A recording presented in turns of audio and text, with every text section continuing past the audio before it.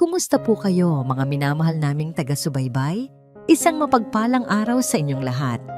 Gaya ng dati, narito na naman tayo upang buksan ang isang kwentong magbibigay kulay at aral sa inyong mga hapon. Samahan niyo po akong muli sa isang panibagong paglalakbay ng puso na puno ng katatagan. Sabi nila, ang pag-ibig daw ay ang kusang pagbibigay ng lahat nang walang hinihintay na kapalit. Pero paano kung ang pag-ibig na yon ay ginamit na tanikala para ikulong ka sa sarili mong pamamahay? At ang iyong kabutihan ay naging lisensya nila para ikaw ay abusuhin. Ngayong araw, sabay-sabay nating tunghayan kung paano ang isang pusong sugatan ay matututong lumaban para sa kanyang sariling kalayaan. Malamig ang hawakan ng pinto, kasing lamig ng pakiramdam na nanunuot sa bawat himaymay ng aking pagkatao. Habang nakatayo ako sa tapat ng Unit 108, hawak ko ng mahigpit ang isang kulay kape na envelope. Sa loob niyon ay ang mga dokumentong nagpapatunay na sa wakas, tapos na ang 10 taon ng aking pagtitiis. Nilagdaan na ang aming annulment papers. Malaya na ako. Ngunit bago ako tuluyang humakbang palayo sa mapait na nakaraan, may isang bagay pa akong dapat tapusin. Mula sa labas, dinig na dinig ko ang malalakas na tawanan sa loob. May tunog pa ng mga basong nagkakalantugan at masiglang musika. Parang may isang malaking selebrasyon. Napangiti ako ng mapait.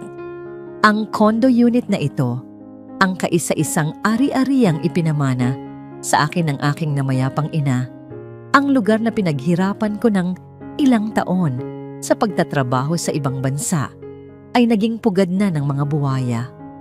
Huminga ako ng malalim at dahan-dahang binuksan ang pinto gamit ang aking duplicate key. Tumigil ang tawanan. Lahat ng mata ay nabaling sa akin. Sa gitna ng sala, nakita ko si Marikit, ang aking hipag. Nasuot ang isa sa aking mga paboritong bestido. Sa tabi niya ay ang kanyang fiancé at sa kabilang dako naman ay ang aking biyena na si Aling Gunita, na abalang-abala sa pag-aayos ng mga catering trays sa mesa. Sinag, anong ginagawa mo rito? Ang boses ni Agos, ang aking asawa, o dapat ko na bang sabihing dating asawa, ay puno ng pagkairita. Nakatayo siya malapit sa bintana, may hawak na baso ng alak. Hindi ako sumagot agad. Inilibot ko ang aking paningin sa paligid. Ang mga gamit ko ay nakatambak sa isang sulok, tila mga basurang handa ng itapon, habang ang mga bagong gamit na malamang ay binili gamit ang credit card ko ay nakaposte na sa buong sala. Aba Sinag, hindi ka man lang ba kumatok? Singhal ni Marikit habang tinitingnan ako mula ulo hanggang paa. Kitang-kita mo namang may family meeting kami para sa wedding preparation ko sa susunod na buwan. Nakakaabala ka. Lumakad ako ng dahan-dahan patungo sa gitna ng sala. Bawat hakbang ko ay tila pagdurog sa takot na namahay sa dibdib ko. Sa loob ng isang dekada, ibinagsak ko ang brown envelope sa ibabaw ng mesa sa gitna mismo ng mga pagkain nila. Family meeting? Ulit ko. Ang boses ko ay kalmado, ngunit may talim na hindi nila dating naririnig. Sino ang pamilya? Kayo? Dahil sa pagkakaalam ko, sa sandaling pinirmahan ng judge ang papel na yan, wala na akong koneksyon sa inyo. Nanlaki ang mga mata ni Agos. Dali-dali niyang kinuha ang envelope at binasa ang laman nito. Namutla siya. Sinag, ano ito? Bakit mo itinuloy ito nang hindi mo sinasabi sa akin? Bakit Agos? Kailangan ko pa bang magpaalam sa taong ginawa akong bangko?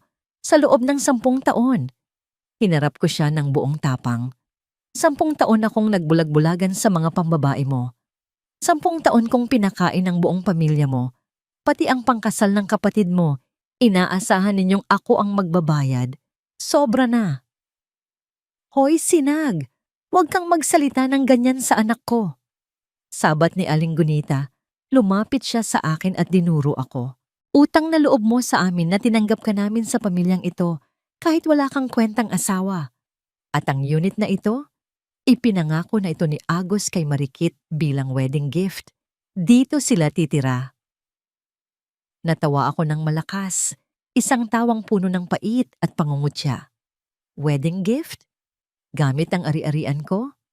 Aling Gunita, magising nga kayo sa katotohanan. Ang kondo na ito ay nakapangalan sa akin at sa tatay ko. Hindi ito sa asawa ko at lalong hindi ito sa inyo. Kuya, gawin mo ang paraan, sigaw ni Marikit. Nagsisimula ng mag-tantrums. Ipinangako mo sa akin ito. Paano na ang mga bisita ko? Paano na ang imahe ko sa mga in-laws ko? Lumapit sa akin si Agos. Pilit hinahawakan ang braso ko. Sinag, pag-usapan natin ito ng maayos. Alam mo namang kailangan lang namin ng matitirhan habang hindi pa nakakahanap ng trabaho si Marikit at ang asawa niya. Huwag ka namang masyadong madamot. Winaksi ko ang kamay niya. Ang hawak niyang tila nagpapakulo sa dugo ko ay wala na ngayong talab. Madamot. Ang tawag dito ay katarungan, Agos. Sa loob ng 10 taon, hinayaan ko kayong ubusin ang pagkatao ko. Pero ngayong araw, tapos na ang lahat. Tumingin ako sa orasan sa dingding. 4:00 na ng hapon. Binibigyan ko kayong lahat ng eksaktong 24 na oras para ilabas ang lahat ng gamit ninyo sa pamamahay ko. Bukas, sa ganitong oras, darating ako kasama ang mga bagong security at locksmith. Kapag may natitira pa rito, ididirekta ko na ito sa pulis. Walang hiya ka. Isang malakas na sampal ang dumapo sa aking pisngi. Napalingon ang ulo ko sa lakas ng impact. Si Aling Gunita, nanlilisik ang mga mata at nanginginig sa galit. Akala mo kung sino ka na dahil lang may pera ka. Sigaw ng matanda. Tingnan natin kung saan ka pupulutin kapag nalaman ng lahat kung gaano ka kasamang asawa at manugang. Sisirain ko ang pangalan mo sa buong baryo Agimat. Ipagsisigawan ko na iniwan mo ang asawa mo para sa ibang lalaki. Hinawakan ko ang aking pisngi. Masakit, oo. Pero mas masakit ang mga taon na hinayaan ko silang saktan ang puso ko ng paulit-ulit. Dahan-dahan kong hinarap ang aking biyenan. Walang luha sa aking mga mata, kundi apoy ng determinasyon. Gawin ninyo ang gusto ninyo, Aling Gunita? Sabi ko sa malamig na tono. Ikwento ninyo ang lahat ng kasinungalingang gusto ninyo, pero tandaan ninyo ito. Ang kwento ninyo ay walang kapangyarihan laban sa mga resibo ng bangko at mga ebidensya ng pagtataksil ng anak ninyo. Mula ngayon, hindi na ako ang sinag na pwede ninyong saktan at tapakan. Lumakad ako patungo sa pinto, ngunit bago ako lumabas, lumingon ako kay Agos na nakatayo lang doon, tila isang basang sisiw na hindi alam ang gagawin. Agos, huwag mong kalimutang sabihan ang mga kapatid mo na humanap na ng ibang working student fund. Dahil simula ngayong oras na ito, sarado na ang bangko ni Sinag Marinduque. Padabog kong isinarado ang pinto. Paglabas ko ng gusali, sinalubong ako ng malamig na hangin ng hapon. Para itong isang malalim na hininga pagkatapos malunod ng mahabang panahon. Ngunit habang naglalakad ako patungo sa parking lot, biglang nag-ring ang telepono ko. Ang pangalan ng aking tatay, si Lacan, ang rumehistro sa screen. Hello, Tay? Kabado kong sagot. Sinag, ang tatay mo. Boses yon ng kapitbahay namin sa probinsya, si Aling Ginhawa. Sinugod namin siya sa ospital. Bigla siyang nawalan ng malay matapos may pumuntang mga tao dyan sa bahay ninyo at guluhin siya. Napatigil ako sa paglalakad. Ang envelope na hawak ko ay tila biglang bumigat. Sino ang pupunta sa bahay ng tatay ko sa probinsya para guluhin siya? Lumingon ako sa itaas, sa bintana ng Unit 108. Nakikita ko ang anino ni Aling Gunita na nakadungaw, may hawak na cellphone at may nakakalokong nanggiti sa kanyang mga labi. Ang laban na akala ko ay tapos na, tila nagsisimula pa lamang. Mabilis ang tibok ng puso ko habang tinatahak ang daan patungo sa ospital kung saan dinala si Tatay Lakat. Hawak ko ng mahigpit ang manibela. Tila doon ko ibinubuhos ang lahat ng galit at takot na namumuo sa aking dibdib. Ang hapdi ng sampal ni Aling Gunita kanina ay hindi pa rin nawawala. Ngunit mas mahapdi ang katotohanang hanggang sa huling pagkakataon, ang mga taong pinakain at binihisan ko sa loob ng 10 taon ay nagawa pa ring saktan ang kaisa-isang taong mahalaga sa akin.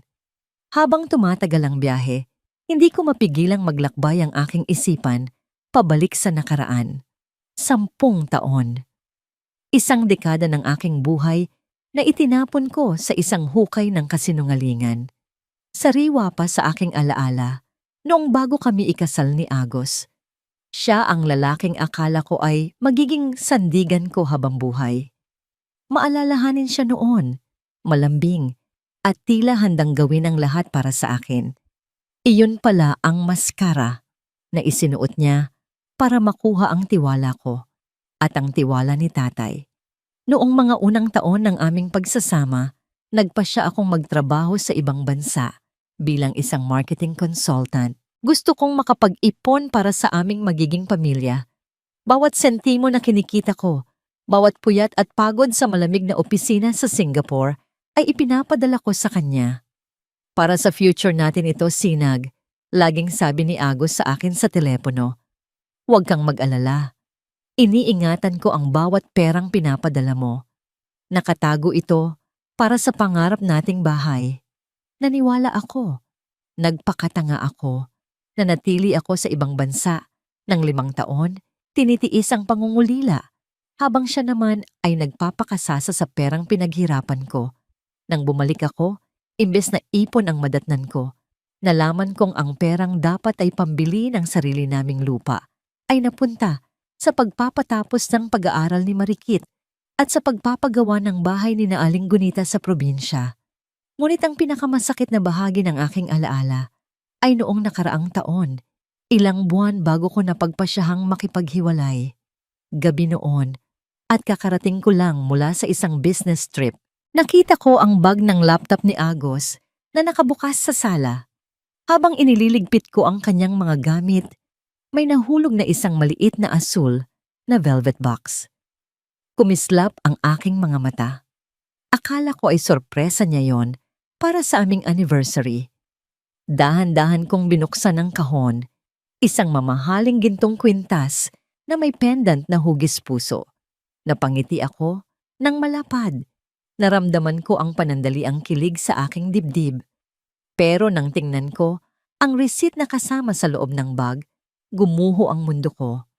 Ang resibo ay hindi para sa akin. Ang petsa ng pagbili ay noong nakaraang linggo, noong araw na sinabi niyang kailangan niyang mag-overtime sa trabaho. At ang mas masakit, ang pangalang nakalagay sa customer loyalty card na nakasama sa resibo ay hindi akin. Isang pangalang Clarice, hindi lamang iyon. Nakita ko rin ang mga bank statements ng aming joint account. Ang account na pinaglalagyan ko ng aking sahod para sa aming mga bayarin. Libo-libong piso ang nawawala bawat buwan. Mga bayad sa mamahaling hotel, mga dinner sa mga high-end na restaurant, at mga bibilhing branded na sapatos na kailanman ay hindi ko nakitang suot ni Agos. Noong gabing iyon, hinarap ko siya. Ano ito, Agos? Tanong ko habang ipinapakita ang kwintas at ang mga resibo. Ang kamay ko ay nanginginig sa sobrang galit. Hindi siya natinag. Imbes na humingi ng tawad, tinitigan niya ako ng malamig. Ano bang problema mo, Sinag? Masyado kang selosa. Kaibigan ko lang si Clarice. At ang pera? Nag-invest lang ako sa negosyo niya para naman lumago ang pera natin. Negosyo? Ang mamahaling alahas at hotel ay negosyo? Sigaw ko. Pinaghihirapan ko ang bawat sentimong inilalagay ko sa account na yan. Habang ako ay nagtatrabaho hanggang madaling araw, ikaw naman ay nagpapakasaya kasama ang ibang babae gamit ang pera ko? Huwag mo akong sigawan sa sarili kong bahay, sagot niya. Na tila ba nakalimutan niyang ako ang nagbabayad ng upa noon. Masyado kang mataas dahil ikaw ang kumikita. Iyan ang problema sa'yo. Nakalimutan mo na ang papel mo bilang asawa. Gusto mo ikaw laging nasusunod. Doon ko napagtanto na ang lalaking pinakasalan ko ay isang ilusyon lamang. Ang pag-ibig na ipinangako niya ay isang bitag para makuha ang lahat ng meron ako. At ang kanyang pamilya, sila ang mga konsentidor na kasabwat sa bawat panloloko niya. Bumalik ako sa kasalukuyan nang marating ko ang ospital. Mabilis akong tumakbo patungo sa emergency room. Nakita ko si Aling Ginhawa na nakaupo sa labas, bakas ang pag-aalala sa kanyang mukha. Ginhawa, kamusta ang tatay? Hingal na hingal kong tanong. Sinag, salamat at nandito ka na. Hinawakan niya ang kamay ko. Stable na siya, pero kailangan siyang i-monitor dahil tumaas ng husto ang blood pressure niya. Sabi ng doktor, sobrang stress daw ang sanhi. Ano ba talagang nangyari sa bahay? Bumuntong himala si Ginhawa. May mga lalaking dumating, Sinag. Sabi nila, inutusan daw sila ni Agos na kunin ang ilang mahahalagang gamit at dokumento sa loob ng bahay dahil ibebenta na raw ang property. Pinigilan sila ng tatay mo hanggang sa nagkasigawan. Pinagmalupitan nila ang matanda. Sinag. Sinabihan nilang wala na kayong karapatan sa sarili ninyong lupa. Napakuyom ang aking mga palad. Hayop ka, Agos. Hindi ka lang kontento sa kondo, pati ang bahay namin sa probinsya ay gusto mong pakialaman. Pumasok ako sa loob ng kwarto ni tatay. Nakita ko siyang nakahiga. Maraming tubo na nakaakabit sa kanyang katawan. Ang dati-raati ay matikas at masayahing si Tatay Lakan. Ngayon ay tila lantang gulay dahil sa kasakiman ng ibang tao. Umupo ako sa tabi niya at hinawakan ang kanyang nangangatal na kamay. Te, pasensya na po. Pasensya na kung dahil sa akin ay nagkaganyan kayo. Hindi ko dapat hinayaang makapasok ang mga taong iyon sa buhay natin. Habang pinagmamasdan ko ang aking ama, naramdaman ko ang isang bagong uri ng lakas. Wala na ang takot, wala na ang pag-aalinlangan. Kung dati ay lumalaban ako para sa sarili kong kalayaan, ngayon, lalaban ako para sa hustisya ng aking pamilya. Biglang nag-vibrate ang cellphone ko sa aking bulsa, isang unknown number. Sinagot ko ito nang walang pag-aalinlangan. Sino ito? Sinag, si Banwa ito. Ang baritono at kalmadong boses ng aking abogado. May mahalaga akong dapat sabihin sa iyo. Katatawag lang ng contact ko sa Registry of Deeds. Ano yon, Banwa? Kailangan mong magmadali, Sinag. May nakita kaming record na may nag-file ng request for certification para sa condo unit mo. Mukhang totoo ang balita. Sinusubukan ni Agos na ibenta ang unit mo sa isang third-party buyer gamit ang isang pekeng special power of attorney na may pirma mo raw. Ang masaklap, mukhang may pirma rin ng tatay mo ang dokumento. Nanlamig ang buong pagkatao ko. Hindi lang nila ako ninanakawan nila ang isang matandang nakaratay sa ospital. Kailan nila planong tapusin ang transaksyon? Tanong ko. Ang boses ko ay kasing talim ng patalim. Bukas ng umaga, Sinag. Kapag hindi natin ito naharang, baka mawala sa iyo ang kondo bago pa man tayo makapunta sa korte.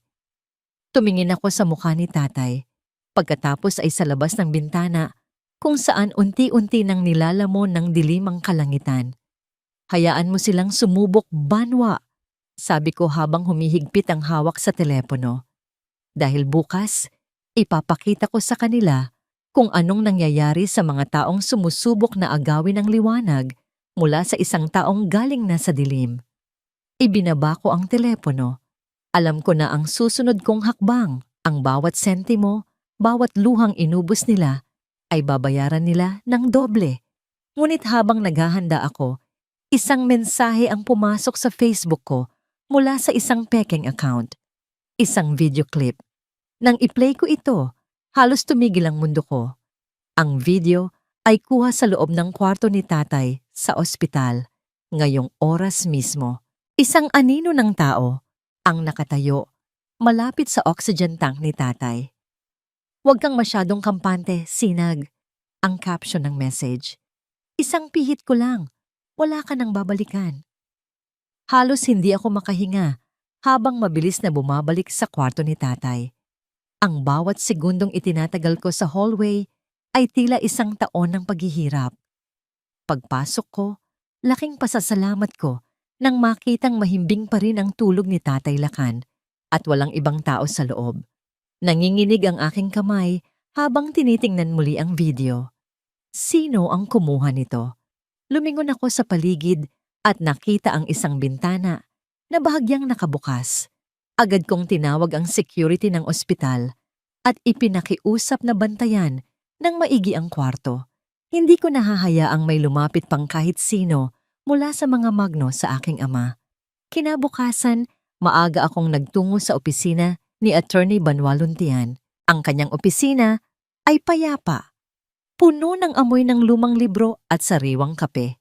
Isang malaking kaibahan sa magulong mundo na iniwan ko sa Unit 108. Sinag, maupo ka, bungad ni Banwa. Ang kanyang tinig ay parang haplos ng malamig na tubig sa aking nag-aapoy na pakiramdam. Huwag kang masyadong mag-alala tungkol sa banta nila. Inayos ko na ang legal na proteksyon para sa tatay mo, pero may mas magandang balita ako para sa'yo. Inilatag niya ang ilang mga dokumento na may selyo ng gobyerno. Tiningnan ko ang orihinal na titulo ng kondo at ang huling testamento ng nanay mo. Panimula niya habang inaayos ang kanyang salamin. Alam mo ba na may inalienable clause ang dokumentong iniwan ng nanay mo? Ibig sabihin, kahit kasal ka, ang ari-ariang ito ay hindi kailanman magiging bahagi ng conjugal property ninyo ni Agos. At dahil ang tatay mo ang co-owner, anumang pirma ni Agos o pekeng dokumento na ipakita nila ay walang bisa kung walang pahintulot mo at ng tatay mo sa harap ng notaryo na personal nating kilala. Nakahinga ako ng maluwag. Pakiramdam ko ay may malaking tinik na nabunot sa aking lalamunan. Salamat, Banwa. Akala ko talaga ay tuluyan na nilang mananakaw ang huling alaala ni nanay. Hindi nila magagawa iyon, Sinag. Hanggat nandito ako, hindi ka na nila muling malalamangan. Seryosong sabi ni Banwa. May kung anong kislap sa kanyang mga mata na nagbigay sa akin ng kakaibang lakas. Ngunit hindi sapat ang bawiin ng kondo. Kailangan kong putulin ang lahat ng daluyan ng ginhawa na tinatamasa nila mula sa aking bulsa. Habang nasa opisina ni Banwa, kinuha ko ang aking cellphone at tinawagan ang lahat ng bangko kung saan ako may account. Yes, I would like to report my extension cards as lost or stolen. Please deactivate all of them immediately. Utos ko sa customer service representative. Lahat ng supplementary cards sa pangalan ni Agos Magno at Marikit Magno, I want them blocked now. Isang matamis na ngiti ang sumilay sa aking mga labi. Alam kong sa mga sandaling ito, malamang ay nasa mall si Marikit. Namimili ng kanyang mga luho para sa paparating na kasal. Hindi ako nagkamali. Makalipas ang isang oras, habang naglalakad ako sa isang upscale mall, malapit sa opisina ni Banwa para bumili ng ilang kailangan ni tatay, nakita ko ang isang pamilyar na boses na sumisigaw sa counter ng isang mamahaling butik. What do you mean declined? Subukan niyo ulit. Baka sira lang ang machine niyo. Galit na sigaw ni Marikit sa sales lady. Sa likod niya ay tambak ang mga box ng sapatos at bag na balak niyang bilhin. Pasensya na po, ma'am, pero account blocked po ang lumalabas. May iba pa po ba kayong card?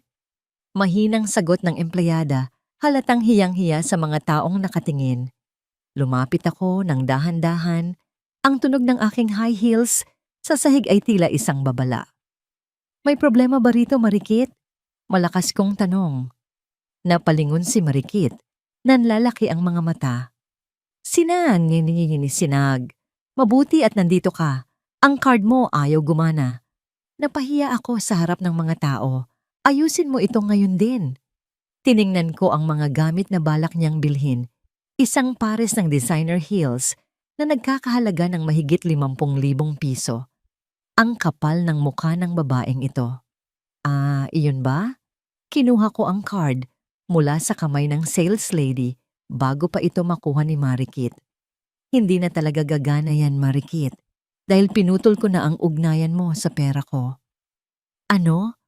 Pero kailangan ko ang mga ito para sa wedding party ko. Ipinangako mo sa akin na sagot mo ang outfit ko. Ipinangako yon ng lumang sinag, ang sinag na sunod-sunuran sa inyo. Sagot ko habang dahan-dahang ginugupit ang credit card gamit ang gunting na hiningi ko sa sales lady.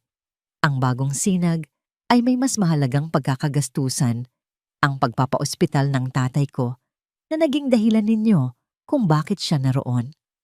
Wala kang utang na loob pagkatapos ng lahat ng serbisyo namin sa iyo bilang pamilya. Sigaw niya, hindi na alintana ang mga taong kumukuha ng video sa amin. Serbisyo? Ang tawag doon ay parasitiko, Marikit. At simula ngayon, humanap na kayo ng ibang bibiktimahin. Tinalikuran ko siya habang dinirinig ang kanyang mga tili ng galit at hiyang-hiya siya sa harap ng maraming tao. Bumalik ako sa aking opisina sa lungsod para asikasuhin ang ilang naiwang trabaho. Ngunit hindi pa man ako nakakaupo ng maayos, bumukas ng malakas ang pinto ng aking private office. Bumulaga si Agos, magulo ang buhok, pawisan, at nanlilisik ang mga mata. May hawak siyang mga papel na tila gusot-gusot na. Sinag, ano itong ginagawa mo? Sigaw niya, sabay hampas ng kamay sa table ko. Tumawag sa akin ang bangko. Pinutol mo ang credit cards. At ang balita ko, nagpunta ka pa sa mall para ipahiya si Marikit? Wala ka na talagang respeto. Hindi ako tumayo. Nanatili akong nakaupo ng tuwid. Tinitigan ko siya ng diretso sa mata. Ang mga matang dati ay kinatatakutan ko, pero ngayon ay wala nang silbi sa akin. Respeto, Agos? Iyan ba ang tawag mo sa pagtatangkang ibenta ang kondo ko sa likod ko? O ang pagpapadala ng mga goons para takutin ang tatay ko hanggang sa himatayin siya? Wala akong alam sa sinasabi mong goons. Gusto ko lang makuha ang para sa akin. Pagtatanggol niya, pero bakas ang kaba sa kanyang boses. Para sa'yo, wala kang pag-aari rito, Agos. Mula sa sapatos na suot mo hanggang sa kotseng ginagamit mo, lahat iyan ay galing sa akin. At dahil binanggit mo na rin ang tungkol sa respeto, kinuha ko ang isang folder sa aking drawer. Nandito ang mga litrato mo kasama si Clarice sa Batangas noong nakaraang buwan. Kasama ang mga statement ng hotel na ako ang nagbayad. Ibinato ko ang mga litrato sa harap niya. Namutla si Agos. Ang yabang niya kanina ay biglang naglaho. Gusto mo bang ipakita ko ito sa pamilya ng bago mong biktima? O gusto mong gamitin ko ito para masiguro na hindi ka makakakuha ng kahit isang sentimo sa annulment natin? Huwag naman ganito. Mag-usap tayo.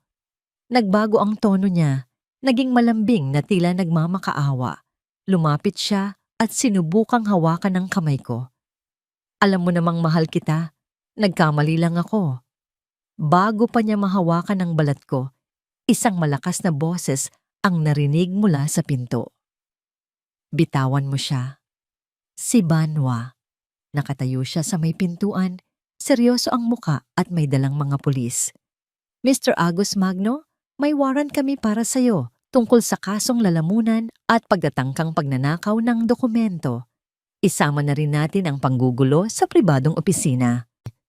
Napanganga si Agos habang tinitingnan ng mga pulis. Lumingon siya sa akin, puno ng puot. Akala mo ba tapos na ito, Sinag? Marami ka pang hindi alam tungkol sa tatay mo at sa pamilya ko. Sisiguraduhin kong magsisisi ka. Habang kinakaladkad siya palabas, naramdaman ko ang mabilis na pagtibok ng aking puso. Ano ang ibig niyang sabihin tungkol sa tatay ko? Tumingin sa akin si Banwa. May bahid ng pag-aalala. Sinag, okay ka lang ba? Huminga ako ng malalim. Okay lang ako, Banwa. Pero kailangan nating malaman kung ano ang tinatago nila.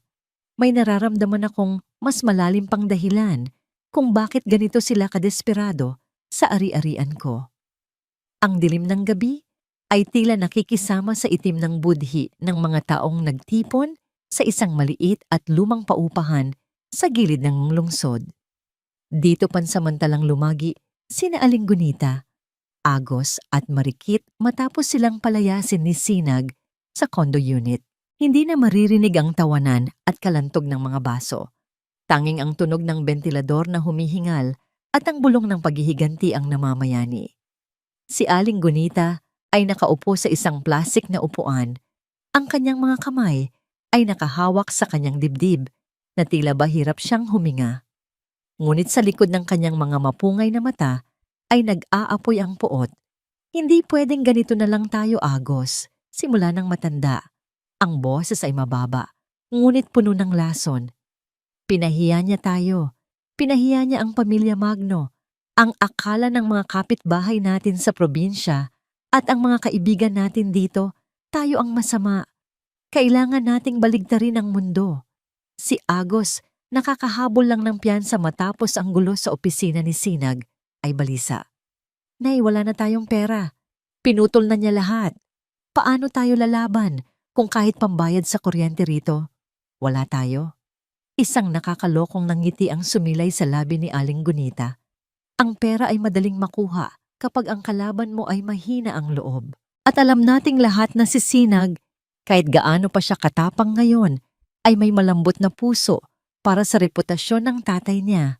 Pero bago yon, sisirain muna natin ang kanyang imahe. Kinaumagahan, nagsimula na ang palabas ni Aling Gunita. Nagtungo siya sa palengke at sa harap ng simbahan kung saan maraming kakilala at marites ang nagtitipon.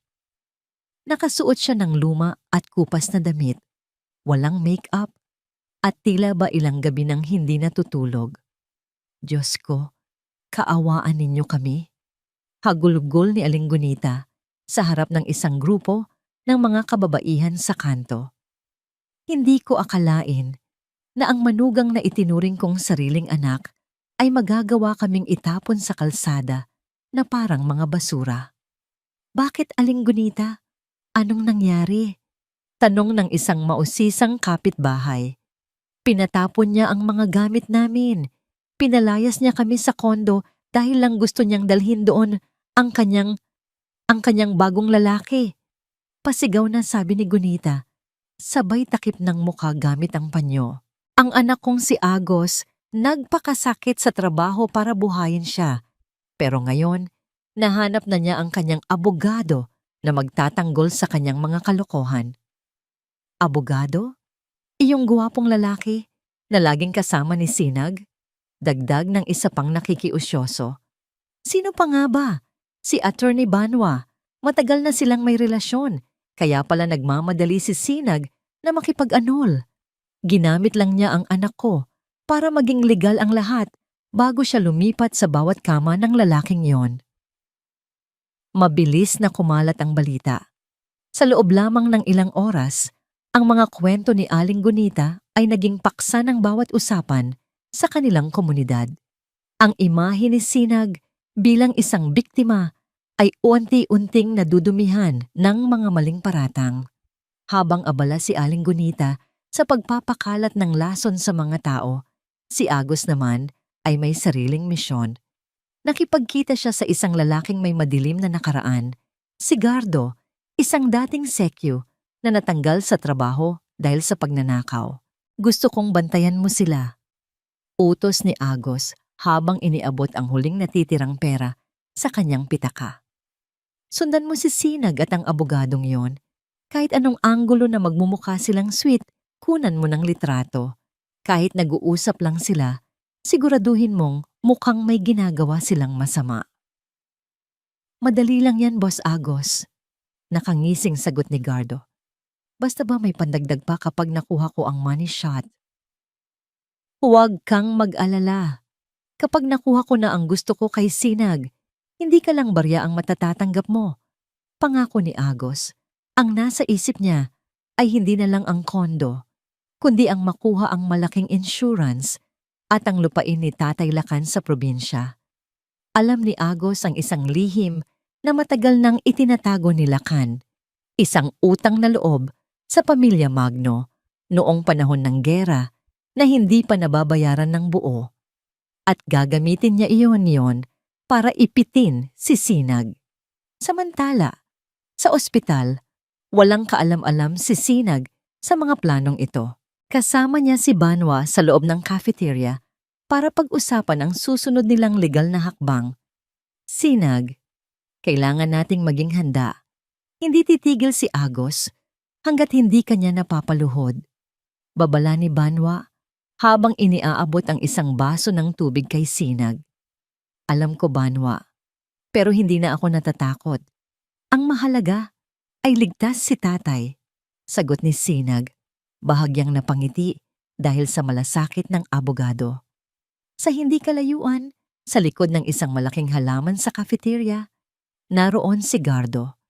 Mabilis niyang itinaas ang kanyang cellphone at kinuha ang magkakasunod na litrato. Mula sa kanyang anggulo, mukhang hinahawakan ni Banwa ang kamay ni Sinag habang magkalapit ang kanilang mga mukha. Mukha silang magkasintahang naglalambingan sa gitna ng trahedya.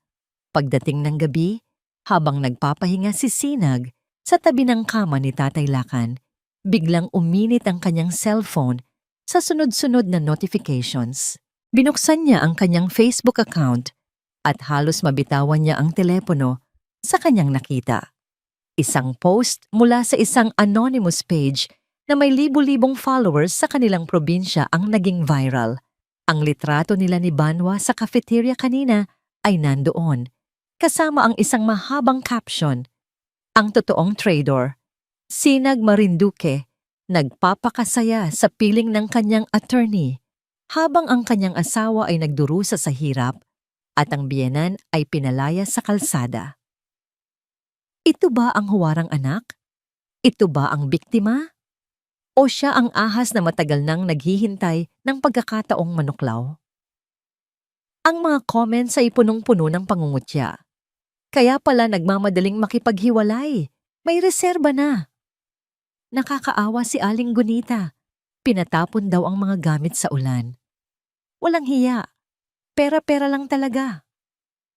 Nanginginig ang buong pagkatao ni Sinag. Hindi niya akalain na aabot sila sa ganitong kababang paraan. Lumingon siya kay Tatay Lakan na mahimbing na natutulog. Walang malay na ang pangalan ng kanilang pamilya ay muling kinakaladkad sa putikan. Eksakto namang pumasok ang isang mensahe mula kay Agos. Sinag, tikman mo ang unang patak ng lason. Kapag hindi mo ibinalik ang kondo at binigyan ako ng 5 milyon bilang settlement, hindi lang post na yan ang lalabas. Ilalabas ko rin ang lihim ng tatay mo noong kabataan niya. Siguradong hihimatayin ulit siya kapag nalaman ng buong mundo kung sino talaga si Lakan Marinduque.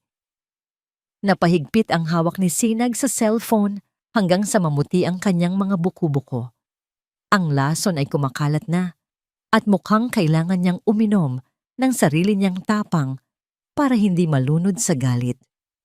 Ang bawat tunog ng heart monitor sa loob ng pribadong silid na ito ay tila isang martilyo na pumupukpok sa aking konsensya. Pip, pip, pip. Isang regular at mechanical na tunog na nagpapatunay na humihinga pa ang aking ama. Ngunit bawat saglit ay tila ba ninanakaw ng mga makinang ito ang kanyang natitirang lakas. Nakaupo ako sa tabi ng kama ni Tatay Lakan. Hawak ang kanyang kamay na dati ay magaspang dahil sa pagtatrabaho sa bukid para mapagtapos ako. Pero ngayon ay tila babalat na lamang na nakabalot sa buto. Ang puti ng kanyang buhok ay mas naging liyamado na kaysa sa itim at ang kanyang mga pisngi ay lubog na. Bakit, Tay? Bulong ko. Habang ang mga luha na kanina ko pa pinipigilan ay unti-unti nang pumapatak sa puting kumot ng ospital. Bakit hindi niyo sinabi sa akin? Kanina lamang, kinausap ako ng kanyang attending physician. Doon ko nalaman ang masakit na katotohanan. Hindi lamang hypertension ang idinadaing ni tatay. Mayroon siyang stage 3 chronic kidney disease na matagal na niyang itinatago. Ayon sa nurse, nakita nila sa kanyang lumang records na ilang buwan na siyang pabalik-balik sa klinika sa probinsya. Pero laging mahigpit ang bilin niya. Huwag ninyong sasabihin sa anak ko. Marami na siyang iniisip sa Maynila. Ang bawat padalang pera ko para sa kanyang maintenance na gamot ay hindi niya pala ibinibili ng lahat ng kailangan niya.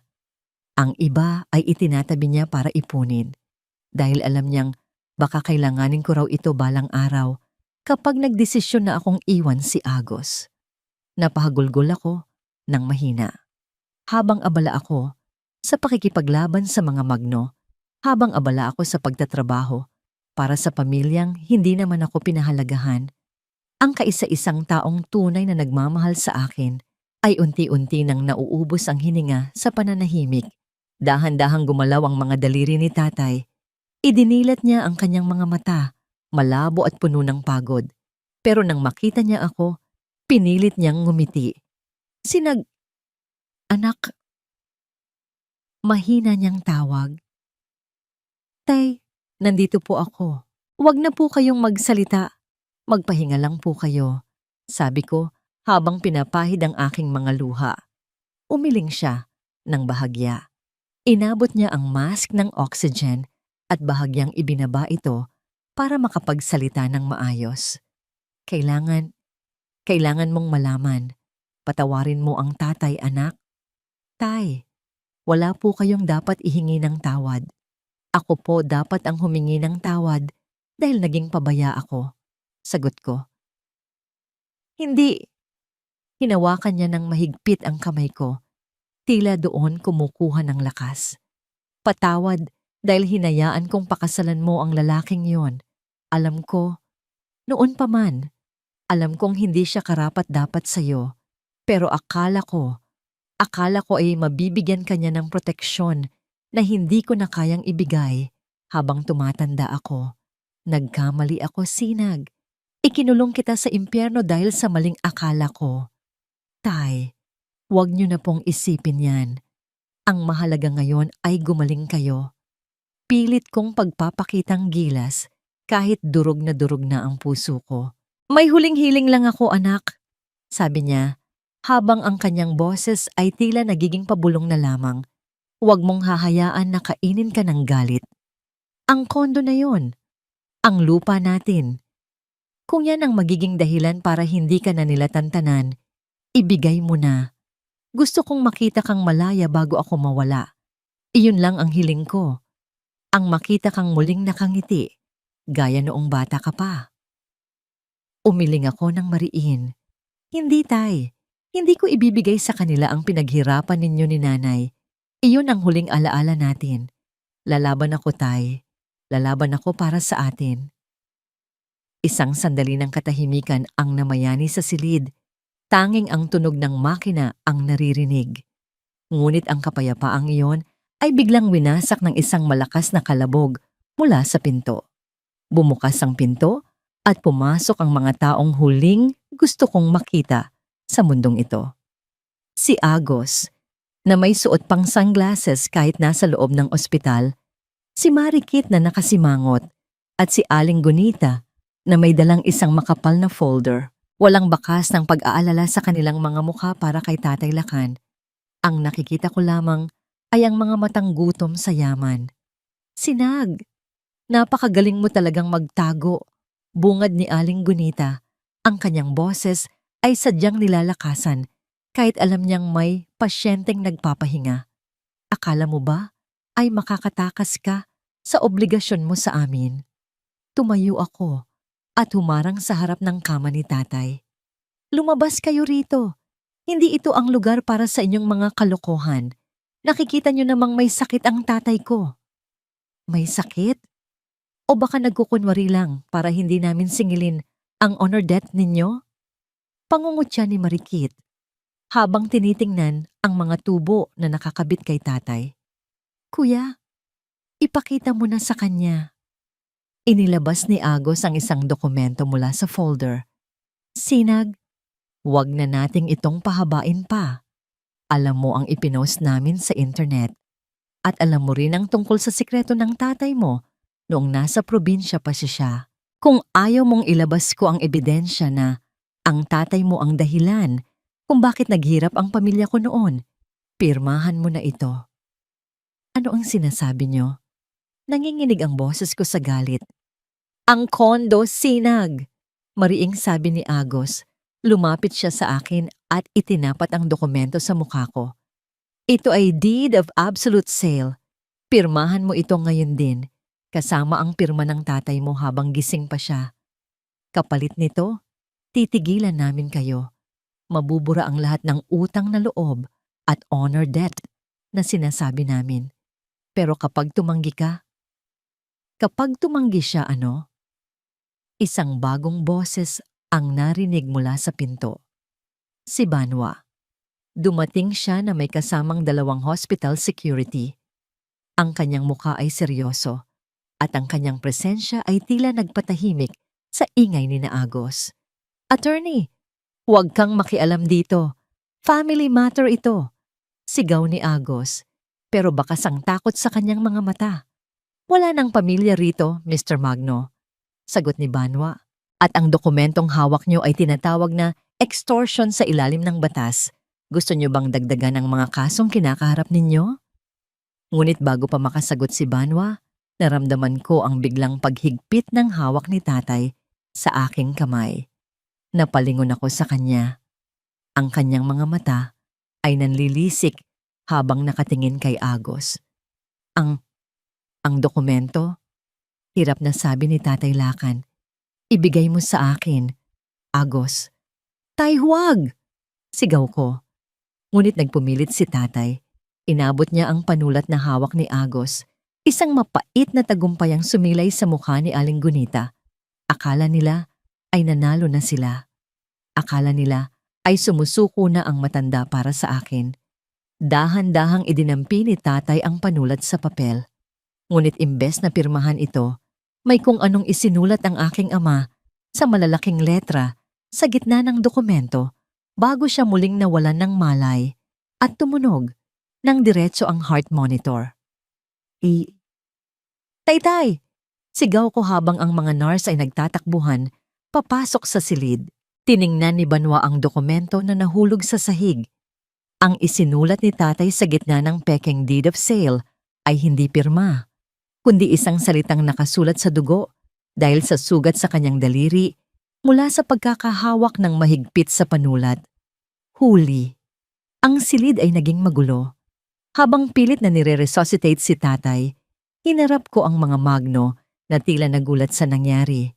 Pero ang gulat na yon ay mabilis ding napalitan ng takot nang makita nila ang mga pulis na nasa likod na pala ni Banwa. Hindi pa tayo tapos, Agos. Sabi ko sa gitna ng aking mga luha, habang ang aking paningin ay nakapako sa aking ama na nakikipaglaban para sa kanyang huling hininga. Dahil sa sandaling ito, hindi na lang kondo ang kukunin ko sa inyo.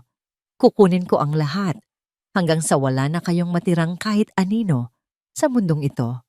Ang amoy ng gamot at ang tunog ng mga nagtatakbuhang paa sa pasilyo ng ospital ay tila naging background music na lamang ng aking buhay. Sa loob ng ICU, nakikipaglaban si Tatay Lakan. Salamat sa Diyos na ibalik ng mga doktor ang tibay ng kanyang puso, ngunit ang galit sa loob ng dibdib ko ay hindi na basta-basta mapapakalma ng anumang gamot. Lumabas ako ng ICU area na may tuyong mga mata. Wala na ang luhang para sa awa. Ang natitira na lamang ay ang malamig na apoy ng determinasyon. Pagdating ko sa lobby ng ospital, nakita ko sila. Nandoon pa rin sina Agos, Marikit at Aling Gunita. Hindi sila umalis. Nakaupo sila sa mga benches, tila mga buwayang naghihintay na muling makakagat. Nang makita ako ni Aling Gunita, agad siyang tumayo at nag-cruise ng mga braso, ang mukha ay puno pa rin ng mapagpanggap na pait. O ano? Buhay pa ba ang matanda? Tanong ni Aling Gunita, walang bahid ng galang. Sinag, huwag mo kaming paghintayin dito ng matagal. Ang dokumentong isinulat niya, kahit hindi pirma, ay patunay na alam niya ang utang ninyo sa amin. Huminto ako sa gitna ng lobby. Maraming tao ang nakatingin, mga pasyente, mga nurse, at ang mga taong kanina pa bulong-bulungan dahil sa viral post na ginawa nila. Napansin ko ang ilang tao na itinaas ang kanilang mga cellphone, handang kumuha ng video. Siguro akala nila ay makakakita sila ng isang mahinang babaeng iiyak at magmamakaawa. Nagkakamali sila. Gusto ninyo ng usapan, di ba? Malakas kong sabi. Ang boses ko ay umalingaw-ngaw sa buong labi. Gusto ninyong malaman ng mundo ang katotohanan? Sige, pagbigyan natin kayo.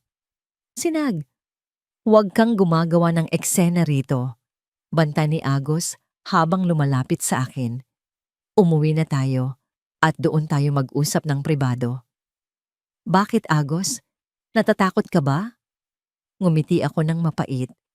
Natatakot ka ba na malaman ng lahat na ang mabait na asawang ipinaglalaban ninyo sa Facebook ay isang manloloko at magnanakaw?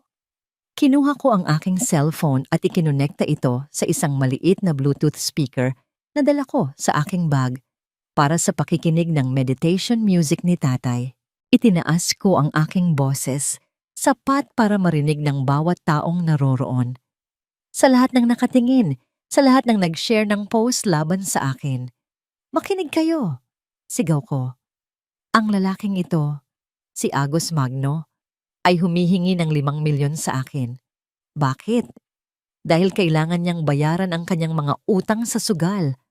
At ang kwintas na ipinagmamalaki ng kapatid niya, galing yon sa perang dapat ay pambayad sa delisis ng tatay ko. Sinungaling ka, sigaw ni Marikit. Susugod sana siya pero pinigilan siya ng mga tao sa paligid. Sinungaling? Binuksan ko ang isang audio recording sa aking phone. Ito ang recording ng usapan namin sa opisina noong nakaraang araw. Boses ni Agos sa recording. Sinag, ibigay mo na ang kondo. Kailangan ko ng pera para kay Clarice at sa mga utang ko sa kasino. Kapag hindi mo ibinigay, sisirain ko ang reputasyon mo. Nanahimik ang buong lobby. Ang mga tao ay nagsimulang magbulungan.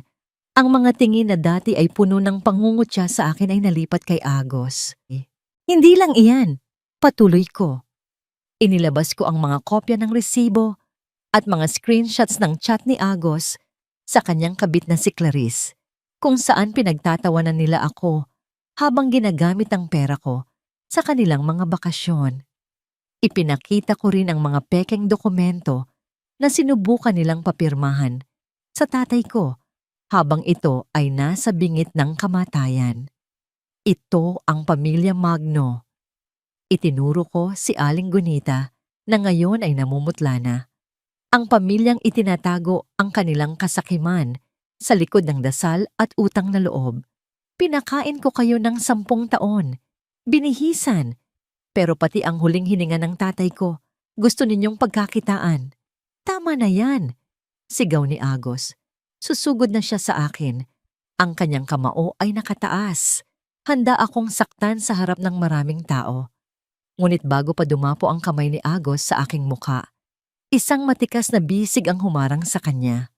Mabilis at direkta ang pagkakahawak ni Banwa sa pulso ni Agos, sapat para mapangiwi ang huli sa sakit. Huwag mong susubukan, Agos, mariing sabi ni Banwa.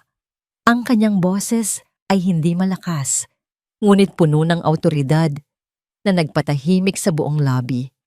Hindi mo na siya masasaktan pa, hindi sa harap ko at lalong hindi sa harap ng batas. Bitawan mo ako, pakialamero ka. Pagpipiglas ni Agos, pero mas lalong hinigpitan ni Banwa ang hawak. 2 security guard ng ospital ang mabilis na lumapit at hinawakan si Agos sa magkabilang braso. Sa pagkakataong ito, wala nang nagawa si Agos kundi ang mamutla sa galit at hiya. Ang mga taong kanina ay nanonood lang, ngayon ay nagsimula nang mag-react. Nakakahiya kayo! Ang kakapal ng mukha nyo! Sigaw ng isang matandang babae na kanina pa nakikinig. Iyan ba ang pamilyang Magno? Magnanakaw pala ng mana. Dagdag pa ng isang lalaking kumukuha ng video. Hinarap ko si Aling Gunita na ngayon ay pilit na nagtatago sa likod ni Marikit. Ang maskara ng isang kawawang byuda ay tuluyan ng natuklap. Ang mukha niya ngayon ay puno ng puro at lantay na puot. Aling Gunita, tawag ko sa kanya. Sabi niyo kanina, sisirain niyo ang pangalan ko sa buong Baryo Agimat? Sige, gawin ninyo. Pero bago nyo gawin iyon, siguraduhin nyo munang may mukha pa kayong ihaharap sa kanila. Dahil ang videong ito, itinuro ko ang mga taong nakapaligid. Ay nakarating na sa internet. Sa loob ng ilang minuto, ang buong probinsya ay malalaman na kung gaano nyo nilapastangan ang tatay ko habang siya ay nag-aagaw buhay. Walang hiya ka, Sinag, hagulgol ni Marikit. Hindi dahil sa pagsisisi, kundi dahil sa kahihiyang idinulot ko sa kanya. Paano na ang kasal ko? Paano na ang tingin sa akin ng mga in-laws ko? Ang kasal mo? Natawa ako ng mapait. Marikit, magpasalamat ka kung hindi ka makakasuhan bilang kasabwat sa extortion. At tungkol sa mga in-laws mo, kung talagang mabubuting tao sila, sila na mismo ang lalayo sa pamilyang tulad ninyo. Lumingon ako sa head security. Gino, nais ko pong ipagbawal ang pagpasok ng mga taong ito sa ospital na ito. Sila ang dahilan kung bakit na-stress ng husto ang tatay ko. Ang presensya nila ay banta sa kaligtasan ng aking ama. Makakaasa po kayo, ma'am. Sagot ng Sekyu. Sir, ma'am, sumama na po kayo sa amin sa labas kung ayaw ninyong kaladkarin namin kayo. Habang kinakaladkad sila palabas ng lobby, nakita ko ang huling tingin ni Agos. Wala nang natira sa kanyang pagkatao, kundi ang desperasyon ng isang taong nawalan ng lahat. Hindi pa tayo tapos sa Sinag. Sigaw niya. Ang boses ay pumiyok sa galit. Kung hindi mapapasa amin ang kondo na yan, wala ring makikinabang. Tandaan mo yan. Susunugin ko ang lahat ng meron ka. Hindi ko na siya pinansin. Pinanood ko silang itulak palabas ng sliding doors ng ospital. Sa wakas, pagkatapos ng mahabang panahon, naramdaman ko ang tunay na katarungan. Ang bawat salitang binitawan ko ay tila paglilinis sa aking kaluluwa. Nang mawala na sila sa paningin ko, naramdaman ko ang panghihina ng aking mga tuhod. Muntik na akong matumba kung hindi ako mabilis na naalala yan ni Banwa. Sinag, ayos ka lang ba? Nakaya mo yon. Bulong niya, ang kanyang mga kamay ay nanatiling nakahawak sa aking balikat para bigyan ako ng suporta. Tumango ako, pinipilit na kumalma. Salamat, Banwa. Kung wala ka, baka hindi ko nagawa yon ng ganito kapayapa. Wala iyon. Nararapat lang na malaman nila ang tunay nilang kulay. Ngumiti siya ng tipid.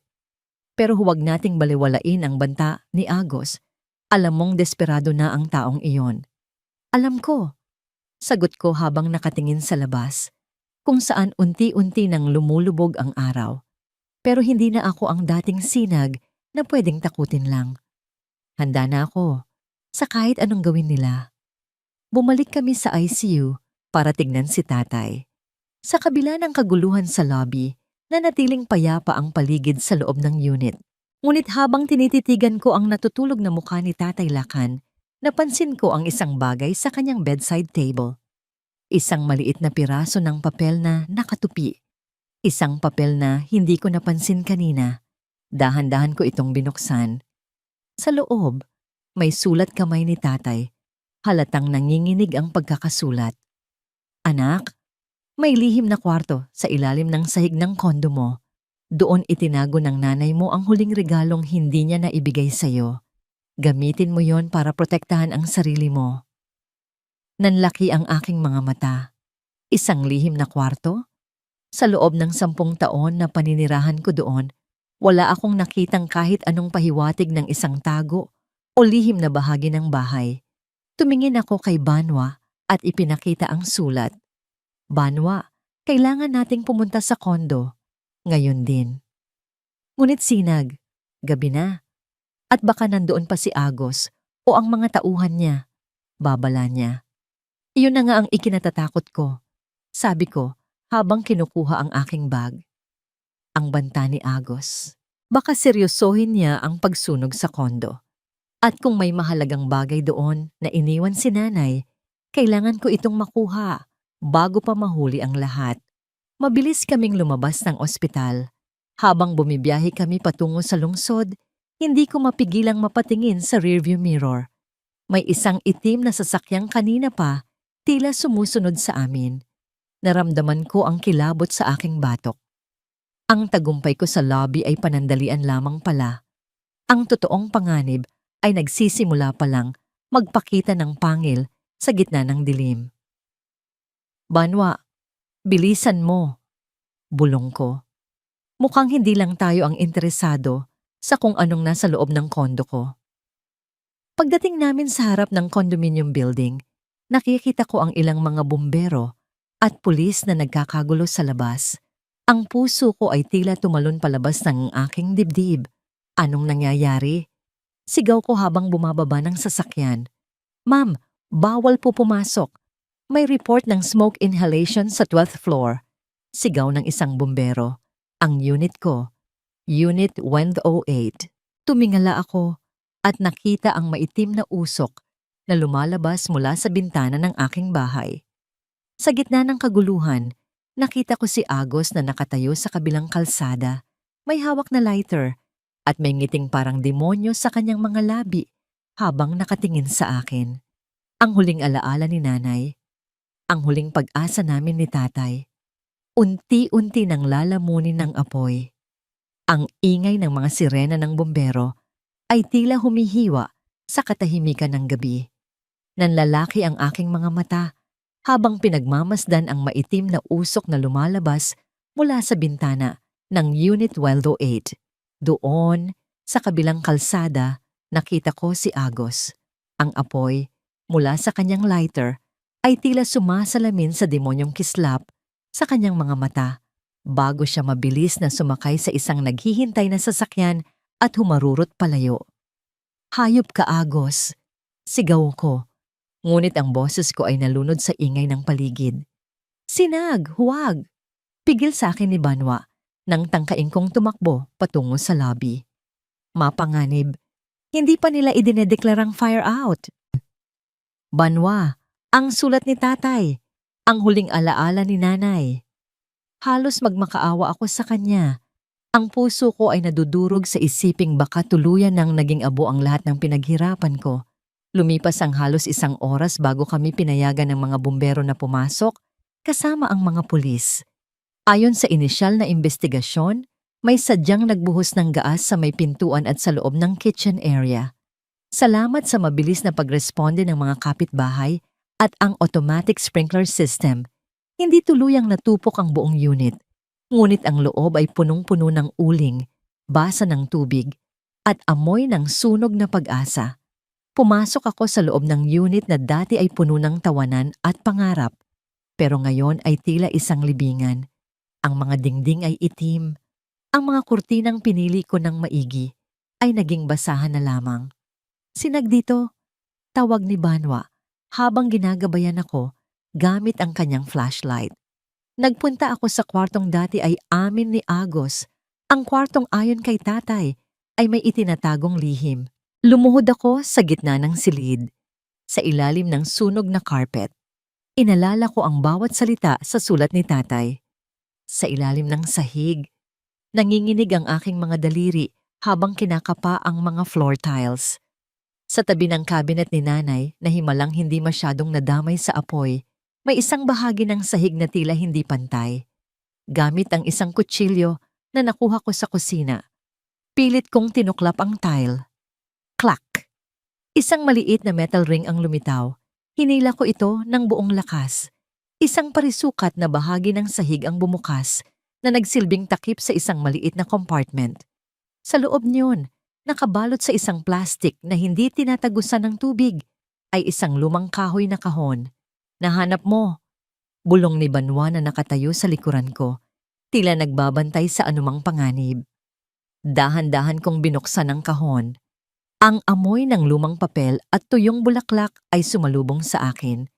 Sa loob ay may mga lumang alahas, ang wedding ring ni nanay, at isang makapal na notebook, isang diary. Umupo ako sa sahig. Hindi alintana ang abo at dumi sa aking damit.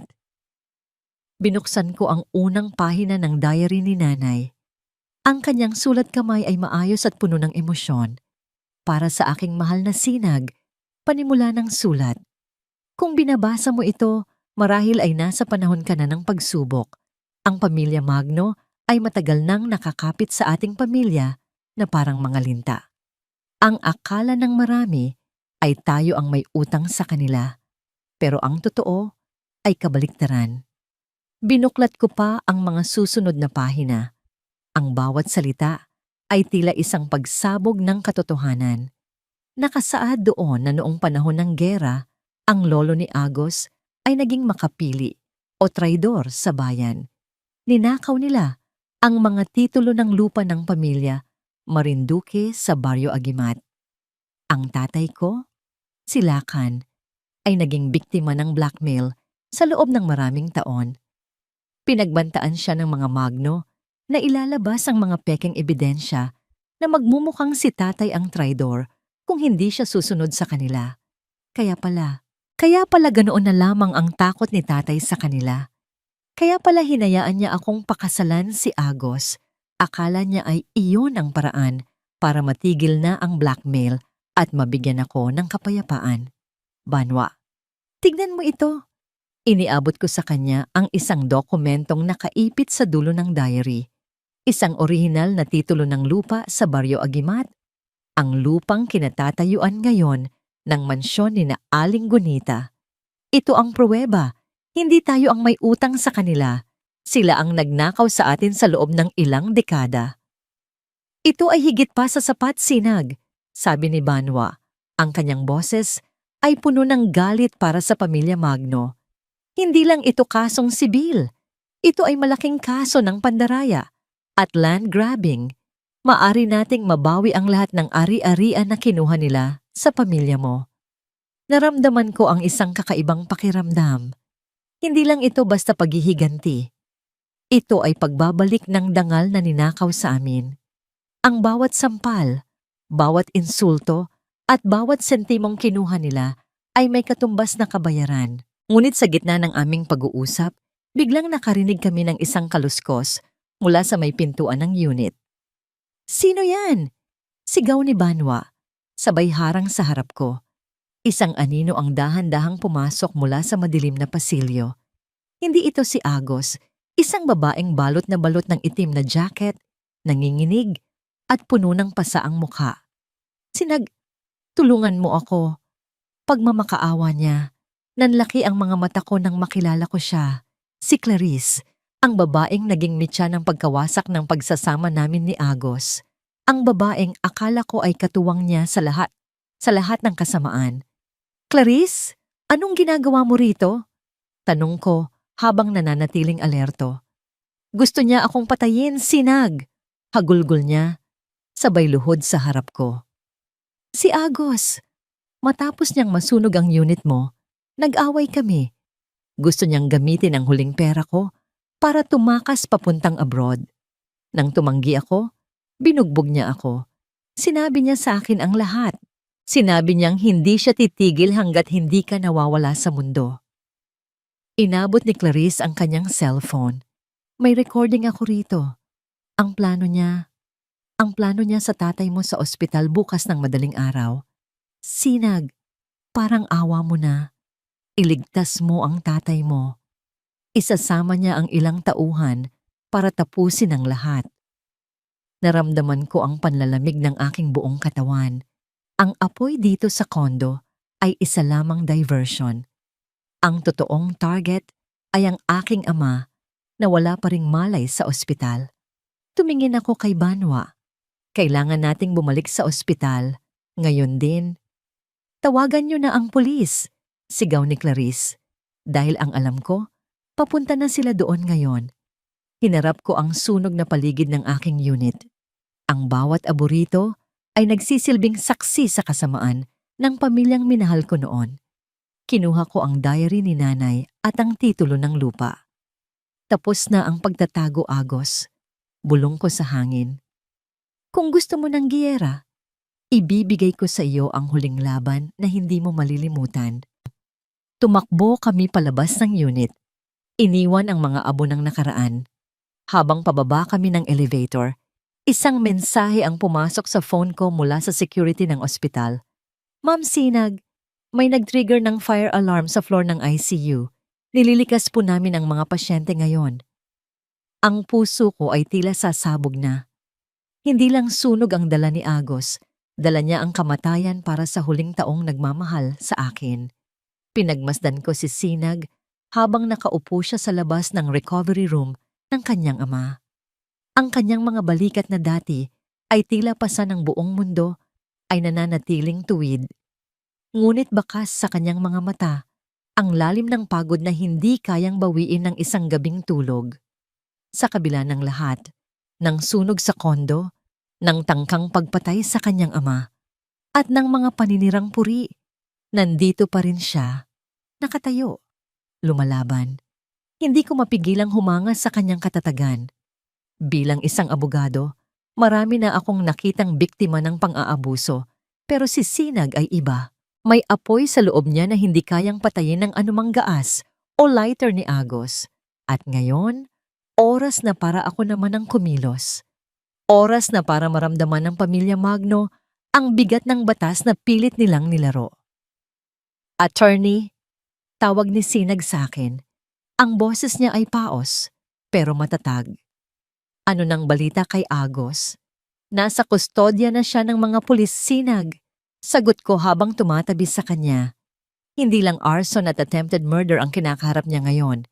Dahil sa diary ng nanay mo at sa orihinal na titulo ng lupa na nahanap natin, nakapag-file na rin ako ng kasong large-scale estafa at falsification of public documents laban sa kanya, kay Aling Gunita at kay Marikit. Nakita ko ang bahagyang pagluwag ng kanyang kamao. Sapat na ba yun para mabawi ang lahat? Higit pa sa sapat. Ngumiti ako ng tipid. Naka-freeze na ang lahat ng assets na nasa pangalan nila na napatunayan nating galing sa pamilya mo. At ang mansyon nila sa probinsya, mayroon na tayong writ of preliminary attachment. Sa madaling salita, hindi na sila pwedeng tumapak doon hanggat hindi natatapos ang kaso. Maya-maya pa ay dumating ang balita na ang pamilya Magno ay dinala sa presinto para sa formal na investigasyon. Nagpasya kaming magtungo roon ni Sinag. Gusto kong makita niya ang simula ng kanilang pagbagsak. Pagdating namin sa istasyon ng pulisya, ang katahimikan ay sinalubong ng malalakas na bulyawan. Sa loob ng investigation room, hindi na ang nagkakaisang pamilya ang nakita namin. Sila-sila na mismo ang naglalabasan ng baho. "Kasalanan mo ito, kuya," sigaw ni Marikit. Ang kanyang mga mata ay mugto sayak at ang kanyang buhok ay magulo. "Sabi mo ayos lang ang lahat. Sabi mo secured ang kondo. Dahil sa'yo, iniwan ako ng fiancé ko. Tinawagan nila ako kanina. Cancelled na ang kasal dahil ayaw nilang madamay sa pamilya ng mga kriminal." "Tumigil ka, Marikit." Dibulyaw ni Agos nang ngayon ay nakaposas na sa lamesa. "Sino ba ang mahilig humingi ng pera sa akin? Sino ba ang bumili ng kung ano-anong mamahaling gamit kahit alam mong galing iyon sa credit card ni Sinag? Huwag mo akong ituro dahil pare-pareho tayong nakinabang." "At ikaw naman, Nay," baling ni Marikit kay Aling Gunita na nakaupo lang sa sulok at tuliro. "Bakit mo hinayaang gawin ito ni Kuya? Bakit mo pinilit si Sinag na pakasalan siya kahit alam mong gagamitin lang natin siya? Ngayon, wala na tayong matitirhan. Wala na tayong pera." "Huwag mong sisihin ang nanay." Depensa ni Agos, pero bakas ang pag-aalinlangan sa kanyang boses. "Bakit hindi?" Sigaw ni Marikit. Siya ang nag-utos sa akin na i-post yung mga paninira kay Ate Sinag sa internet. Siya ang nag-isip ng lahat ng kasinungalingan para magmukha siyang biktima. Ngayon, pati ako madadamay sa kulungan. Napailing ako habang nakikinig. Isang pamilyang binuo ng kasakiman ay guguho rin sa gitna ng sisihan. Tumingin ako kay Sinag. Nakatitig lang siya sa kanila. Walang emosyon, tila ba nanonood ng isang palabas na matagal na niyang alam ang dulo. Nang mapansin ni Aling Gunita ang presensya namin, biglang nagbago ang kanyang anyo. Mula sa pagkatulala, mabilis siyang lumapit sa rehas o sa harang ng lamesa at pilit na inabot ang kamay ni Sinag. "Sinag, anak." Ang kanyang boses ay nanginginig, puno ng pekeng pagsisisi na dati-rati ay laging umepekto sa aking kliyente. Patawarin mo kami. Nagkamali lang kami ng desisyon. Alam mo namang mahal ka namin, di ba? Isang pamilya pa rin tayo. Lumuhod si Aling Gunita sa sahig ng presinto, isang eksenang pilit na nagpapaiyak sa mga pulis na nanonood. Parang awa mo na anak, iurong mo na ang mga kaso. Matanda na ako, hindi ko nakakayanin sa kulungan. Si Marikit, bata pa siya, may kinabukasan pa.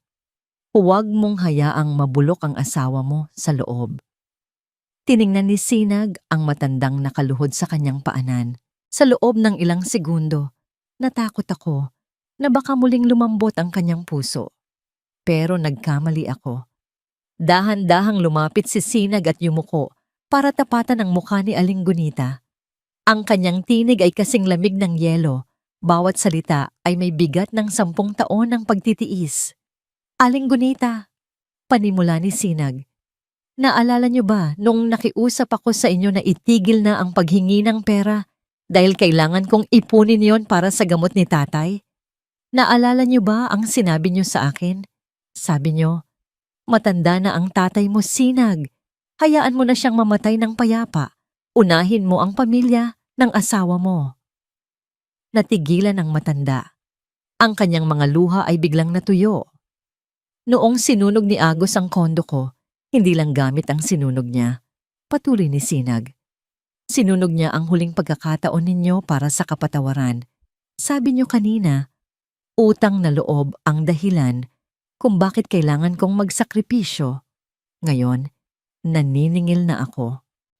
Tumayo ng tuwid si Sinag at tinitigan silang tatlo. Si Agos na puno ng puot, si Marikit na puno ng hiya, at si Aling Gunita na puno ng takot. Bawat sentimong kinuha ninyo, bawat luhang pumatak sa mga mata ng tatay ko at bawat kasinungalingang ipinakalat ninyo. Pagbabayaran ninyo iyan hanggang sa huling sentimo ng inyong kalayaan. Sinag, parang awa mo na. Sigaw ni Gunita habang hinahatak si Sinag ng mga pulis palayo. Dahil nagsimula na namang magwala si Agos. Hinarap ni Sinag ang kanyang dating biyenan sa huling pagkakataon bago kami lumabas ng presinto. Sabi niyo noon, ang pag-ibig ay isang utang na dapat bayaran ng sakripisyo. Sabi ni Sinag sa isang malamig na tono na tumagos hanggang sa aking buto. Ngayon, natutunan ko na ang katotohanan. Ang pag-ibig ninyo ay isang lason. At ang tanging paraan para gumaling ako ay ang makita kayong nagbabayad sa bawat kasalanang ginawa ninyo. Paglabas namin ng presinto, sinalubong kami ng maliwanag na sikat ng araw. Huminga ng malalim si Sinag, ang kanyang mukha ay payapa na. Salamat, Banwa, sabi niya habang nakatingin sa akin. Sa wakas, pakiramdam ko ay malinis na ang hangin. Simula pa lang ito ng iyong bagong buhay, Sinag. Sagot ko. Ngunit habang naglalakad kami patungo sa sasakyan, tumunog ang aking telepono. Isang tawag mula sa ospital. Attorney, kailangan ninyong bumalik dito. Ang boses ng nurse ay puno ng kaba. Si Mr. Lacan Marinduque, nagising na po siya, pero may hinahanap siyang isang tao na hindi kasama sa listahan ninyo. Isang taong nagngangalang Suriga. At sabi niya, ito raw ang may hawak ng tunay na susi sa kalayaan ni Sinag. Napatigil kami ni Sinag. Suriga? Iyon ang apelyido ng pinakamakapangyarihang pamilya sa kabilang probinsya, ang pamilyang matagal ng kaaway ng mga Magno. Sa bawat pagsikat ng araw sa bintana ng silid ni Tatay Lacan, tila may bagong pahina ng buhay ang naisusulat. Ang amoy ng antiseptic ay napalitan na ng bango ng mga sariwang bulaklak na hatid ni Attorney Banwa araw-araw. Wala na ang mabigat na pakiramdam sa aking dibdib. Wala na ang tila laging may nakabuhol na lubid sa aking leeg na humihigpit sa bawat paghinga. Nakaupo si tatay sa kanyang kama, masigla na ang kanyang mga mata at may kulay na ang kanyang mga pisngi. Ang misteryo tungkol sa pangalang Suriga ay naipaliwanag na rin niya sa akin ng maayos. Si Bailana Suriga pala ay isang matandang kaibigan at malayong kamag-anak ng aking ina na matagal nang nagtatago ng mga orihinal na titulo at kasulatan na ninakaw ng mga Magno. Sa tulong ni Banwa, ang lahat ng ari-arian na dapat ay sa amin ay formal na ring naisalin sa aking pangalan. Sinag, anak, tawag ni tatay habang tinitingnan ang malawak na tanawin sa labas. Ano na ang plano mo sa kondo sa Maynila? Balita ko ay sinisimulan na ang rehabilitasyon doon. Naupo ako sa tabi niya at hinawakan ang kanyang kamay. Opo, tay. Pero hindi ko na ito gagawing tirahan. Nagdesisyon po ako na ang Unit 1008 ay gagawin nating isang foundation, ang Sentro ng Liwanag. Ito ay magiging pansamantalang tuluyan at legal assistance center para sa mga kababaihang nakaranas ng pang-aabuso at panloloko, gaya ng naranasan ko. Ngumiti si tatay ng malawak, isang ngiti ng pagmamalaki. Iyan ang anak ko. Ang kinuha sa iyo ng dilim, ibabalik mo bilang liwanag para sa iba.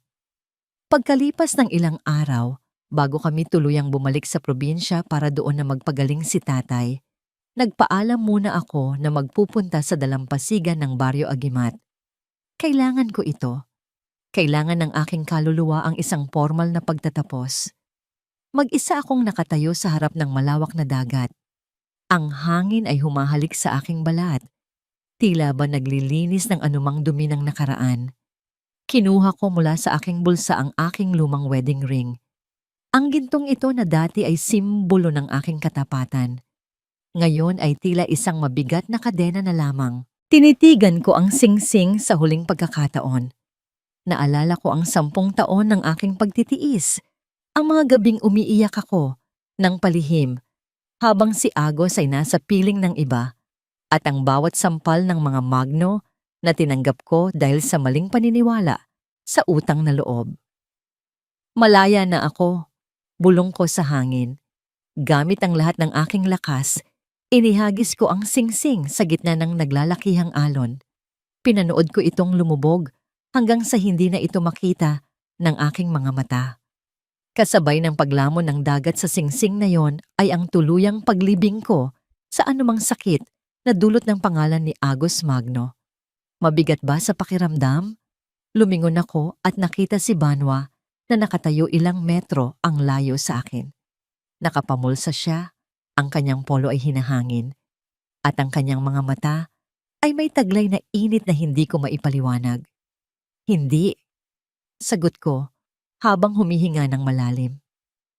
Sa totoo lang, Banwa, pakiramdam ko ay lumilipad ako sa gaan. Lumapit siya sa akin at tumayo sa aking tabi. Pareho kaming nakaharap sa dagat. Ano na ang susunod para kay Sinag Marinduque? Plano kong mag-focus sa foundation, sabi ko. Gusto kong bumawi sa sarili ko. Gusto kong patunayan na ang isang babae ay hindi nabubuo dahil sa isang lalaki, kundi dahil sa kanyang sariling lakas at paninindigan. Tumingin ako sa kanya ng diretso. Banwa, salamat sa lahat. Pero gusto kong malaman mo, hindi ko pa kayang pumasok sa isang bagong relasyon. Kailangan ko munang mahalin ang sarili ko ng buo. Ngumiti si Banwa. Isang ngiti na walang halong pagpilit o pagdaramdam. Alam ko, Sinag, at hindi ako narito para madaliin ka. Kontento na akong makita kang muling nakangiti at nakatayo sa sarili mong mga paa. Pero asahan mo, sa bawat hakbang mo patungo sa liwanag, nasa likod mo lang ako. Bilang kaibigan, bilang abogado, o kahit anong papel na kakailanganin mo. Naramdaman ko ang isang kakaibang pintig sa aking puso. Hindi ito ang kilig na nakakabulag, kundi ang kalmado at payapang pagpapahalaga. Ilang linggo ang lumipas, naging abala ako sa pagbubukas ng Sentro ng Liwanag. Ang Unit 128 na dati ay amoy usok at abo, ngayon ay maaliwalas na, puno ng mga puting kagamitan at mga painting na nagbibigay ng pag-asa. Marami nang lumalapit na mga kababaihan, nagtatanong tungkol sa kanilang mga karapatan. Isang hapon, habang nag-aayos ako ng mga dokumento, Sa aking bagong lamesa, narinig ko ang pagbukas ng pinto. "Good afternoon, Ma'am Sinag," sabi ng aking assistant na si Ginhawa. "May isang babae po sa labas. Gusto raw po kayong makausap ng personal. Emergency raw po." "Sige, papasukin mo," sagot ko nang hindi tumitingala. Narinig ko ang dahan-dahang pagpasok ng isang tao. Ang tunog ng kanyang mga hakbang ay tila may kasamang pag-aalinlangan at takot. Pag-angat ng aking ulo, halos malaglag ang pen na hawak ko. Isang babae ang nakatayo sa harap ko. Ang kanyang damit ay gusot, ang kanyang buhok ay magulo, at may malaking pasa siya sa gilid ng kanyang labi. Ngunit ang mas ikinagulat ko ay ang kanyang muka. Pamilyar siya sa akin dahil nakita ko na siya sa mga litrato noon sa social media. Siya si Dalisay, ang babaeng ipinagmamalaki ni Agos na bagong asawa o live-in partner niya matapos silang maghiwalay ni Clarice, ang babaeng akala ng lahat ay siya niyang magpapatuloy sa karangyaan ng mga Magno. Tawag niya sa aking pangalan. Ang kanyang boses ay nanginginig at puno ng luha. "Dalisay, anong ginagawa mo rito?" Tanong ko. Pilit na pinapakalma ang aking sarili. Bigla siyang lumuhod sa harap ng aking lamesa. Hinahawakan ang dulo ng aking damit, gaya ng ginawa ni Clarice noon. Pero sa pagkakataong ito, tila mas malalim ang takot na nakikita ko. "Sinag, parang awa mo na. Tulungan mo ako," hagulgol niya. "Ikaw lang ang tanging taong nakakaalam kung paano nila ako tratuhin." Si Agos, hindi siya nakakulong. Nakalabas siya dahil sa isang teknikalidad at ngayon ay hinahabol niya ako. Sabi niya, papatayin niya ako dahil nalaman kong itinago niya ang huling pera ng pamilya nila na galing sa'yo. Napatayo ako. Ang akala kong kapayapaan ay tila panandalian lamang. Nakalabas si Agos. Bulong ko sa aking sarili habang nanunumbalik ang kaba sa aking dibdib. At hindi lang yan, Sinag. Pagpapatuloy ni Dalisay habang pilit na tumatayo. Nandito siya sa Maynila at ang huling sinabi niya sa akin bago ako makatakas, papunta siya rito. Ngayon din. Susunugin daw niya ang foundation mo kasama ka sa loob. Kasabay ng kanyang huling salita, narinig namin ang isang malakas na kalabog sa main door ng foundation. Ang tunog ng basag na salamin at ang pamilyar na boses ng isang demonyong matagal ko nang gustong kalimutan. "Sinag! Lumabas ka rito. Akala mo ba ay matatapos mo ang kwento mo nang wala ako?" Ang bagong umaga na aking ipinagdiriwang ay biglang nabalot ng maitim na ulap. Ang laban ay hindi pa pala tapos. At sa pagkakataong ito, hindi lang ako ang kailangang iligtas ko, kundi pati ang mga taong umaasa sa aking liwanag. Ang tunog ng nabasag na salamin sa bukana ng sentro ng liwanag ay hindi na nagdulot ng panginginig sa aking mga tuhod. Sa halip, naramdaman ko ang isang pamilyar na lamig sa aking mga ugat. Ang lamig ng isang taong wala ng takot na mawalan dahil naranasan na niyang mamatay at muling mabuhay mula sa sarili niyang mga abo. "Dalisay, pumasok ka sa loob ng opisina ko, ilak mo ang pinto at tumawag ka ng pulis." Mahinahon, ngunit mariin kong utos. Pero Sinag, may dala siyang itak, may dala siyang gaas. Nanginginig na, sabi ni Dalisay. "Gawin mo ang sinabi ko." Tinitigan ko siya sa mata hanggang sa kumalma siya ng bahagya at sumunod. Pagkasara ng pinto ng opisina, lumingon ako sa pintuan ng foundation. Doon, nakatayo si Agos. Ang kanyang mga mata ay nanlilisik, ang kanyang damit ay marumi, at ang amoy ng alak at gaas ay humahalo sa hangin. Hawak niya ang isang bote na may telang nakasulot sa dulo, isang Molotov cocktail. "Sinag, akala mo ba ay mananalo ka?" Sigaw niya, ang boses ay paos at puno ng desperasyon. "Dahil sa'yo, wala na akong mukhang maiharap. Dahil sa'yo, nakulong si nanay. Sisirain ko ang lugar na ito. Kung hindi ka sa akin, Wala kang mapupuntahan.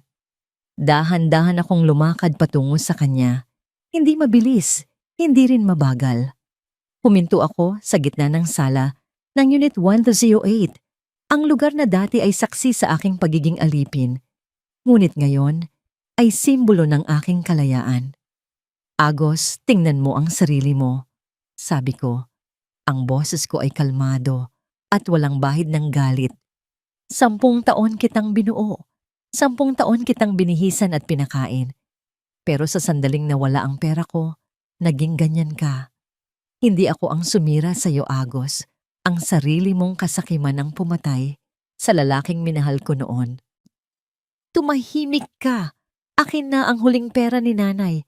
Alam kong itinago mo yon. Itinaas niya ang bote. Handa na itong sindihan. Wala ng pera, Agos. Lahat ng kinuha ninyo ay naibalik na sa dapat nitong kalagyan, sa pagpapa-ospital ni tatay at sa pagtulong sa mga babaeng gaya ng biktima mo. Sagot ko. Sige mo, ituloy mo. Sindihan mo ang boteng iyan. Pero tandaan mo, sa sandaling gawin mo yan, hindi lang ang lugar na ito ang mawawala. Mawawala na rin ang huling piraso ng pagkatao mo na pwedeng tawaging tao. Napatigil siya. Nakita ko ang pag-aalinlangan sa kanyang mga mata. Sa unang pagkakataon, nakita ko si Agos na natatakot. Hindi sa akin, kundi sa katotohanang wala na siyang kapangyarihan sa buhay ko. Eksakto namang bumukas ng malakas ang pinto sa likuran niya. Pumasok ang mga pulis kasama si Banwa. Mabilis nilang nadisarmahan si Agos bago pa man niya maisakatuparan ang kanyang banta. Sa gitna ng kaguluhan, habang pinupusasan siya, nagtama ang aming mga paningin. Wala akong naramdamang saya sa kanyang pagkakahuli, tanging isang malalim na buntong himala ng pagpapakawala. Ilayo niyo na siya, sabi ko kay Banwa na agad lumapit sa akin para alamin kung ayos lang ako. Sinag, ayos ka lang? Nasaktan ka ba?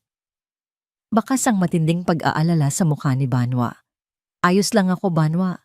Sa wakas. Tapos na ang lahat. Ngumiti ako sa kanya. Isang tunay na ngiti na abot hanggang sa aking mga mata. Isang buwan ang lumipas. Ang Unit 1208 ay muli naming inayos. Sa pagkakataong ito ay mas matibay at mas maliwanag. Ngayong hapon, ang opisyal na housewarming at selebrasyon ng unang anibersaryo ng aking kalayaan. Ang silid ay puno ng mga taong tunay na nagmamahal sa akin. Si Tatay Lakan na ngayon ay nakatayo na at nakikipagkwentuhan, si Aling Ginhawa na abala sa paghahanda ng pagkain at si Dalisay na ngayon ay isa na sa mga volunteers ng foundation. Anak, napakaganda ng ginawa mo rito, sabi ni Tatay habang inilalagay ang kanyang kamay sa aking balikat. Ang nanay mo, sigurado akong nakangiti siya mula sa langit. Hindi mo lang binawi ang ari-arian natin, binawi mo rin ang karangalan ng ating pamilya. Salamat, Tay. Dahil sa inyo, natuto akong lumaban. Sagot ko. Lumapit sa amin si Banwa. May dala siyang isang maliit na cake. Para sa pinakamatapang na babaeng nakilala ko. Congratulations, Sinag! Nagkatinginan kami. May kung anong pangako sa mga mata ni Banwa, pero alam naming pareho na hindi kailangang magmadali. Sa ngayon, kontento na ako sa katahimikang kasama siya. Nang lumaon ng hapon, lumabas ako sa balkonahe ng kondo. Ang hangin ng Maynila ay humahalik sa aking mukha. Tumanaw ako sa malayo, sa mga gusali at sa abala ng lungsod. 10 taon akong nakakulong sa isang maling akala, sa isang pag-ibig na akala ko ay kailangan kong pagbayaran ng aking buong pagkakatao.